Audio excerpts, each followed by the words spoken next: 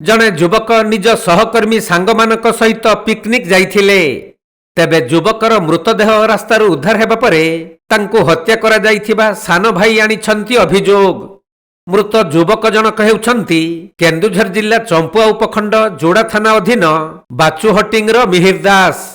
से टेगा नामक एक खणी ठिका संस्थार काम करुवा बेले तांकर अन्य सहकर्मी सहित पिकनिक करने पाई लहंडा स्थित सोना नदी कूल को जाइथिले।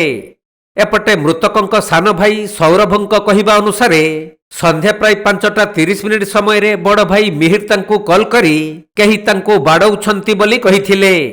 एहार किछि समय परे सौरभ निज बड़ भाई मिहिर को कॉल करिथिले भी से आउ फोन रिसीव करि नथिले। तेणु तांको खोजाखोजी करा जिबा परे लहंडा सोना नदी रास्ता कड़े मिहिरଙ୍କ रक्त जुड़ुबुड़ु मृतदेह ठाब होइथिला।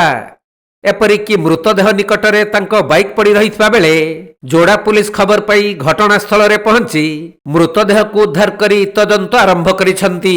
ये मो भाईटा से मते संध्या से 5:13 रे मते कॉल करला। तापरे मु कॉलटा उठेबार से मते कहला कि मते मारुछंती मते बाडौछंती हैला तू कोठी होछ मते पचारला। मु कहली मु बस स्टैंड रे अछि तू आय जीवा आय। मु कहली हो ठीक अछि मु जाउची। से कहला मु जाउची तो पाखको। तापर तो फोन उठेला नै से ता सांग मान को सहित थिला ता पिकनिक कोन करते जाइतिले तांकर 5 जन टेका कंपनी रो।